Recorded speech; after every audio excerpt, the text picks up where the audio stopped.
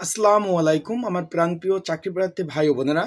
আজকে কিন্তু সারাদিন ঢাকার আশপাশ, তারপর ঢাকাতে কিন্তু যারা আউটসোর্সিং চাকরি করতেছে তারা কিন্তু আন্দোলন করতেছে। সকলেই তো জানেন, যারা টিভি দেখতেছেন বা ফেসবুক তারপর ইউটিউবে কিন্তু সব জায়গায় দেখতেছেন, আউটসোর্সিং চাকরি যারা আছেন তারা পার্মানেন্ট মানে সরকারিকরণ করার জন্য ঢাকা শাহবাগে কিন্তু অবরোধ ডাক দিচ্ছে তারা বিভিন্ন সরকারি প্রতিষ্ঠান থেকে। এখন প্রশ্ন হলো যে তত্ত্বাবধায়ক সরকার কি আসলে যারা আউটসোর্সিং চাকরি করে তাদেরকে কি পার্মানেন্ট বা রাজস্ব খাতে নেবে কিনা, সেই বিষয়ে অনেকে আমাকে ফোন দিচ্ছেন, জানতে চাচ্ছেন। আজকে আমি ভিডিওতে সেই সম্পর্কে কিছু ধারণা দেওয়ার চেষ্টা করব। আসলে কি পার্মানেন্ট করবে না না করলে পরবর্তী ধাপ কি, সেই বিষয় নিয়ে আজকে আলোচনা করব এই ভিডিওতে। তাই ভিডিওটা আপনারা শুরু থেকে শেষ পর্যন্ত দেখার চেষ্টা করবেন। আর যারা আমার ইউটিউব এবং ফেসবুক চ্যানেলে নতুন, তারা অবশ্যই আমার ইউটিউব এবং ফেসবুক চ্যানেলটা সাবস্ক্রাইব এবং ফলো করে লাইক কমেন্ট শেয়ার করবেন। আর অবশ্যই যে স্ক্রিনের উপরে যে হোয়াটসঅ্যাপ নাম্বারটা দেখতেছেন, চলমান সকল ধরনের চাকরি নিয়োগ বিজ্ঞপ্তি ঘরে বসে আবেদন করলে স্ক্রিনের উপরে যে হোয়াটসঅ্যাপ নাম্বার এবং ডিসক্রিপশন বক্সে যে নাম্বারটা রয়েছে সেখানে যোগাযোগ করবেন। এখন যে বিষয়টা আসি, যে আউটসোর্সিং চাকরি, এখন বেশিরভাগ কিন্তু আউটসোর্সিং চাকরি হয়ে থাকে বর্তমানে। আপনারা দেখেন যে 2-4-5 বছরের মধ্যে বেশিরভাগ হসপিটাল, তারপর আছে আপনার যে ডিসি অফিস, যে জেলা প্রশাসক কার্যালয়, তারপর বিভিন্ন সরকারি দপ্তর, অধিদপ্তর, মন্ত্রণালয়, কর্পোরেশন কর্তৃপক্ষ, এই ধরনের সকল দপ্তরে কিন্তু আউটসোর্সিংয়ের এই কয়েকটা বছর প্রচুর নিয়োগ হয়েছে।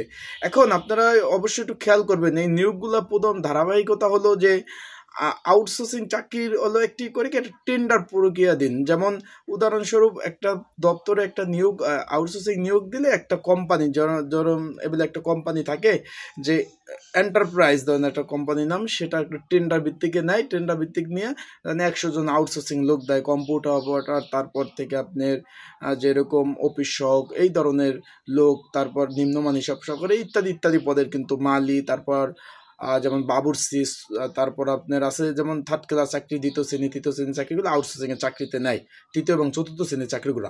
তখন নেওয়ার পরে হয় কি, যখন বেতনটা দেয় এখান থেকে কিছু অংশ পরিমাণ কিন্তু যে টেন্ডার দেয় সে নিয়ে যায়।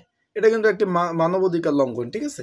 ধরেন আমি উদাহরণস্বরূপ আউটসোর্সিংয়ের চাকরি নিলাম, সেই ক্ষেত্রে আমি ধরেন 15,000 টাকা বেতন পেলাম, এর থেকে 3,000 টাকা তারা নিয়ে যায়, এক কথা। 2 নম্বর কথা, তারপর প্রচুর বৈষম্য শিকার কিন্তু এই আউটসোর্সিং চাকরি।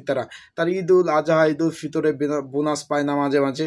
তারপর অনেক সময় টেন্ডার যখন বাজেট না আসে তাদের বেতনগুলো আটকে যায় 2 মাস 3 মাস, এমন আছে 6 মাস পরে একসাথে বেতন পায়, এমন আছে এমন আউটসোর্সিং চাকরিতে এখন চাকরি করতেছে, বেতন কিন্তু পাচ্ছে না। কিন্তু অফিস ঠিকই শুক্র শনিবার ব্যতীত সব কদিন অফিস করা লাগে, অনেক সময় কাজের খাতিরে শুক্র শনিবারও অফিস করতে হয়, কিন্তু তারা কিন্তু বৈষম্য শিকার হচ্ছে।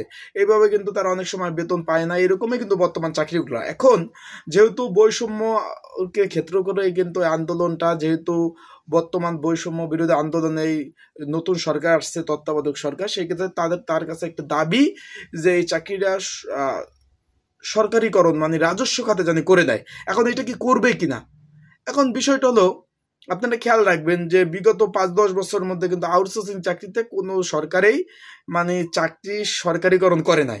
আউটসোর্সিং চাকরির টেন্ডার ভিত্তিক কেউ করছে, বেতন না পেলে কেউ চাকরি ছেড়ে চলে গেছে। এখন আপনারা যারা চাকরি নিয়েছেন অনেকেই তো ভাবছেন যে, উদাহরণস্বরূপ একজনাই বলছে যে চাকরি করবা কোথায়, মৎস্য অধিদপ্তরে, কি পোস্টে, অফিস সহ, কেমন আউটসোর্সিং এর চাকরি, পরবর্তীতে পার্মানেন্ট হবে। এইরকম কিন্তু লোভনীয় অফার দিয়ে আপনাদের 3 থেকে 4 লাখ 5 লাখ টাকা করে নিয়ে এই চাকরিগুলো দিছে। পরবর্তীতে যাই দেখছেন টেন্ডার ভিত্তিক চাকরি, এই ধরনের চাকরি। এই কিন্তু অনেকে আমাকে ফোন দেন যে ভাই এরকম ভাবে চাকরি নিছি, এত টাকা দিয়ে, এখন তো এই ঝামেলা, এটা কি সরকারিকরণ হবে কিনা? ভাই এটা হলো বিগত সরকারের কোনো সরকারি যে চাকরির যে বিধিমালা আছে সেইখানে কিন্তু আউটসোর্সিং চাকরি সরকারিকরণের কোনো ধরনের বিধিমালা নেই, তাহলে আগে করতো।